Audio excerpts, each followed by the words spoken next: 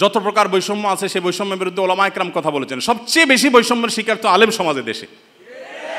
আলেমদের চাইতে দাড়ি টুপি এবং হিজাবের চাইতে বেশি বৈষম্য এদেশে কার প্রতি হয়েছে?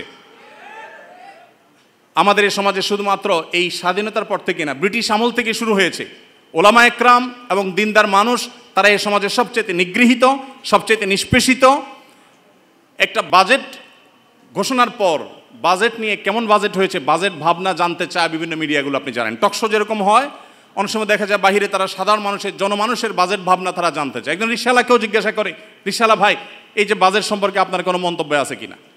কিন্তু আপনারা অবাক হবেন, আজ পর্যন্ত বাজেট নিয়ে কোনো আলেমের বক্তব্য কোনো মিডিয়া আমার জানা মতে জানতে চাই নাই যে আলেমদের ভাবনা কি। আলেমদের কোনো ভাবনা থাকতে পারে না?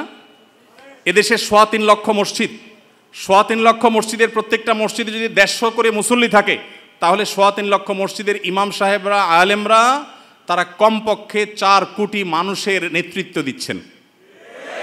এত বিশাল জনগোষ্ঠীর মানুষকে ইগনোর করতে করতে করতে করতে আপনারা একেবারে দেয়ালে পিঠ ঠেকিয়ে দিয়েছেন। আমাদের বৈষম্য বিরোধী চেতনা আর তাদের বৈষম্য বিরোধী চেতনা এক না। আমাদের বলতে এখানে আমি হুজুর শ্রেণী কথা বলছি না। এদেশের সর্বস্তরের মানুষ যদি গণভোট নেওয়া হয়, সমকামিতাকে এদেশে অধিকার হিসেবে এই বিকৃত যৌনতা চর্চা করে আমেরিকাতে, পৃথিবীর উন্নত দেশগুলোতে যে পরিমাণ ধ্বংস ডেকে এনেছে, সেখানকার রাস্তা রাস্তা অভিভাবকরা নেমেছে প্রতিবাদ করবার জন্য। আপনার একটা ভিডিও, ভাইরাল একটা ভিডিও দেখেছেন, কোনো একটা গণমাধ্যমের কোনো একটা টকশো বা টেলিভিশনের কোনো একটা প্রোগ্রামে বাবার সামনে তার ট্রান্সজেন্ডার একটা মেয়ে আসছে, দেখে ছেলে ছিল সে, সম্ভবত মেয়ে হয়ে গেছে, সে চিত্র দেখে বাবা যে হাওমাও করে কেঁদেছেন, গোটা পৃথিবীর মানুষের বিবেকে আঘাত করেছে। এই বিকৃত যৌনাচারের যারা প্রবর্তক, যারা এর ধ্বজাধারী, এরা ওই বিকৃত জিনিসটাকে আমাদের দেশে প্রবেশ করাবার অপচেষ্টায় লিপ্ত আছে। এরা জানে না যে এই স্বপ্ন এই দেশের মানুষ আসলে কখনো বাস্তবায়ন হতে দিবে না। ভাইরা আমার, অতএব আমরা যারা দাওয়াতি কাজ করব, সময়ের এই চাহিদাগুলো বোঝার চেষ্টা আমাদেরকে করতে হবে। আমাদেরকে বিভিন্ন নাস্তিক্যবাদ, ধর্মহীনতার দিকে নিয়ে যাওয়া হচ্ছে, এমন এমন শব্দ দিয়ে, মানব ধর্মের কথা বলে মানুষ হিসাবে আমাদের পরিচয়কে বড় তুলতে হবে, ধর্মীয় পরিচয় বড় বিষয় না। এগুলো সবগুলো হলো নাস্তিকতার প্রথম ধাপ, যেগুলো শোনার পর আমাদের দেশে এক শ্রেণীর সাধারণ মুসলমানরা না বুঝে তারাও সেগুলোকে অ্যাপ্রিসিয়েট করে যে কত সুন্দর কথা, হিন্দু না, বৌদ্ধ না, মুসলমান না, আমার কাছে মানুষ হিসাবে অধিকার চান। আমরা সবাই খুব অ্যাপ্রিসিয়েট করি। দিন শেষে এটা যে নাস্তিক্যবাদের প্রতি আহ্বান, এটা যে তথাকথিত মানব ধর্মের সেই বস্তাপচা সস্তা আহ্বান, এটা আমরা অনেকে বুঝতে পারছি। এই জন্য ভাইরা, যারা দাওয়াতি ফিল্ডে কাজ করবেন, আল্লাহর পথে মানুষকে আহ্বান করবেন, বিচক্ষণতার সাথে এবং দূরদৃষ্টির সাথে এই কাজটা সম্পাদন করতে হবে। এই জন্যই তো প্রশিক্ষণের প্রয়োজন, এই জন্যই শেখার প্রয়োজন, এই জন্যই বোঝার প্রয়োজন। আল্লাহ তাআলা আমাদের সবাইকে সেই যোগ্যতা দান করুন। ভাইরা আমার, যত রকমের ষড়যন্ত্র আছে সেগুলো আমাদেরকে খুব গভীরভাবে উপলব্ধি করতে হবে এবং সেগুলোর বিরুদ্ধে আমাদের প্রত্যেককে সামাজিক সচেতনতা গড়ে তুলতে হবে। এদেশের মানুষ এতটাই ধর্মপ্রাণ যে দ্বীনের কারণে ওলামায়ে কেরামের প্রতি রাষ্ট্রযন্ত্রের কোনো ক্ষেত্রে বৈষম্য কিংবা কোনো ক্ষেত্রে এক শ্রেণীর মিডিয়ার বৈষম্য থাকলেও এদেশের সাধারণ মানুষের অন্তরের গহীনে ওলামায়ে কেরাম অবস্থান করেন। একজন আলেমকে যে সম্মান, যে রেসপেক্ট সাধারণ মানুষ করে, কোনো পলিটিশিয়ানকে, কোনো পদস্থ কর্মকর্তাকে তিনি যত বড়ই হন না কেন, অন্তরের গভীর থেকে প্রকৃত যে ভালোবাসা থেকে যে শ্রদ্ধাটা হয়, সেই শ্রদ্ধাটা কখনো এদেশে মানুষ অন্য কাউকে নিবেদন করে না। ওলামায়ে কেরামের প্রতি যে ভালোবাসা তাদের আছে, আমি আশা করব দায়িত্বশীলরা সেই বিষয়গুলো মাথায় রাখবেন। এখানে বিদেশিদের কোনো এজেন্ডা তারা পুশ করার অপচেষ্টায় যারা লিপ্ত যেন না হন, সেটা বিনীতভাবে তাদেরকে অনুরোধ করতে চাই। এগুলো যদি করা হয়, এদেশে কোনো মানুষ সেটাকে সহ্য করবে না ইনশাআল্লাহ তাআলা। তাদের যদি সৎসাহস থাকে, তারা সমকামিতাকে বৈধতা দেওয়ার জন্য আইন করার ব্যাপারে গণভোট করুক। আমার তো মনে হয় না যে 1% ভোটও তাদের পক্ষে পড়ার কোনো সম্ভাবনা আছে।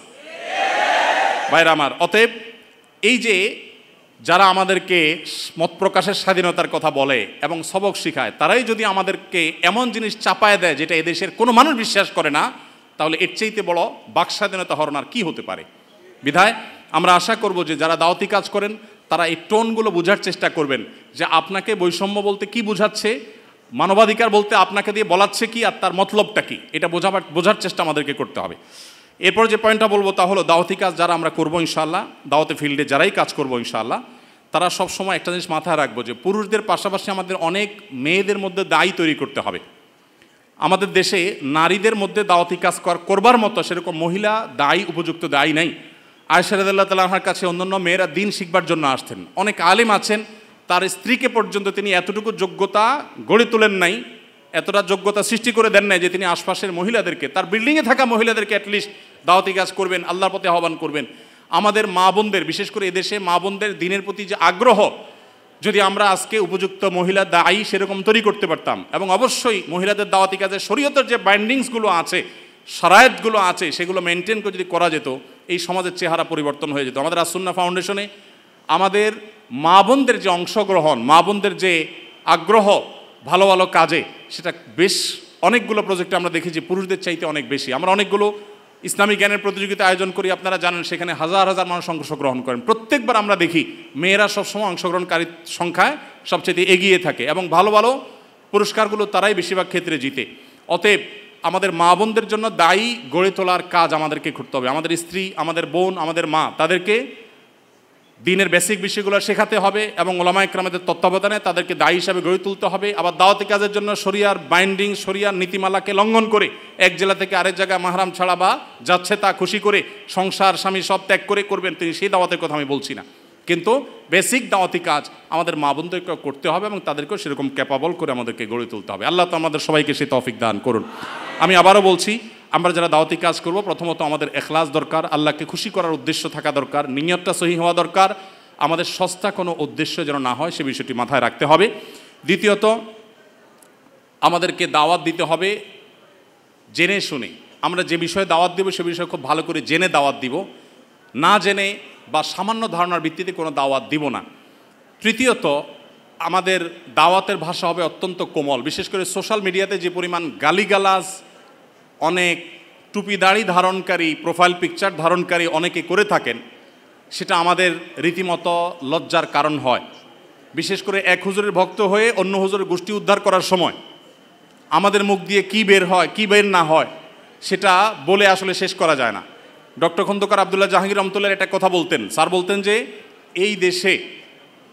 এই দেশের মানুষের কাছে যদি আল্লাহ জান্নাত জাহান্নামের ফয়সালার জিম্মাদারে দিতেন, তাহলে জান্নাত পুরোটাই খালি থাকতো।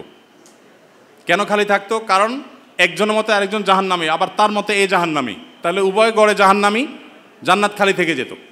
তো আমরা এই যে জাজমেন্টাল কমেল বেশি করি, কাজের কাজ কম করি। আমাদের দাওয়াত হইতে হবে অত্যন্ত বিনয়ের সাথে, ইখলাসের সাথে, তাকওয়ার সাথে, কোমলতার সাথে। আল্লাহ আমাদেরকে সেই তৌফিক দান করুন।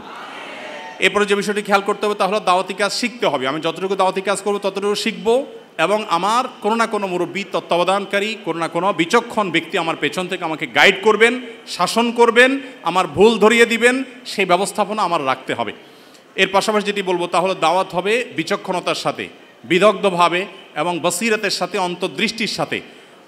চলমান পরিস্থিতি কি হচ্ছে, আমার কি করা উচিত, সেটা বুঝে শুনে আমাকে পদক্ষেপ নিতে হবে। আমার শব্দ চয়ন, আমার উপস্থাপন, সব কিছু এটার সাথে সংশ্লিষ্ট বিষয়। তারপরে যেটি বলেছি তা হলো দাওয়াতি কাজের জন্য আমাদের মা বোনদেরকে উপযুক্ত করে তুলতে হবে, গড়ে তুলতে হবে। তারা এক একজন যাতে অন্যান্য নারীদের মধ্যে শরীয়তের উসুল এবং জওয়াবেত, শারায়েত এগুলো মেনটেন করে তারা যেন দাওয়াতি কাজ করতে পারেন।